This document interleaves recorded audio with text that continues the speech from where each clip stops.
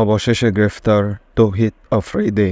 এতদিন এমনিও গুঞ্জন চলছিল তৌহিদ আফ্রিদিকে খুব শীঘ্রই আটক করা হবে, কেননা তার বাবাকে যেহেতু আটক করা হয়েছে, তৌহিদ আফ্রিদিকে শীঘ্রই আটক করা হবে, কেননা সেও হত্যা মামলার আসামি।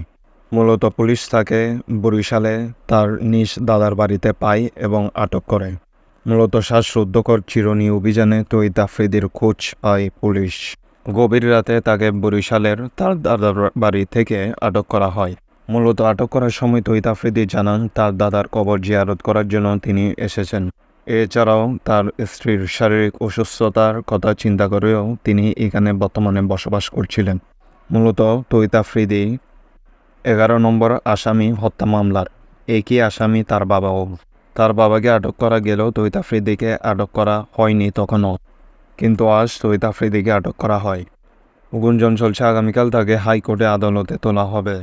তৌহিদ আফ্রিদিকে মূলত যখন পুলিশ পায় তখন তিনি নিজের যে ভুল তা স্বীকার করে বলেন, আমার কিছু করার ছিল না।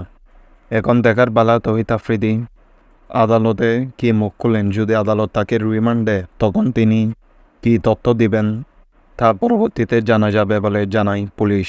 তার বাবাকে যেটা 6 দিনের রিমান্ড দেওয়া হয়েছিল, তার বাবা অনেক তথ্য ফাঁস করেছিল যা গোপন রেখেছিল এতদিন। তৌহিদ আফ্রিদির এমন কোনো তথ্য গোপন রয়েছে কিনা তা খতিয়ে দেখবে পুলিশ। এছাড়াও এর আগেও 15ই আগস্টের পর এতদিন ঘোরাফেরায় ব্যস্ত ছিল তৌহিদ আফ্রিদি সহ তার পুরো পরিবার, যা প্রশাসনের দৃষ্টিতে আসে এবং সরকারকে চাপ দেওয়া হয় খুব শীঘ্রই যেন তৌহিদ আফ্রিদি এবং তার বাবাকে গ্রেফতার করা হয়। কিছুদিন আগে তার বাবা গ্রেফতার হলে পরে আফ্রিদিও আটক হয় পুলিশের হাতে। এখন তাদের পুরো ফ্যামিলি বসবাস করছে বাংলাদেশে। একই সাথে বাবা ছেলে একই হত্যা মামলার আসামি। এখন দেখার বেলা কোর্টের বিচারে আসলে কি হয়। মূলত আফ্রিদি কিছুদিন হয়েছে বাংলাদেশে ফিরেছে। এতদিন সে বরিশালে গোপনে বসবাস করছিল।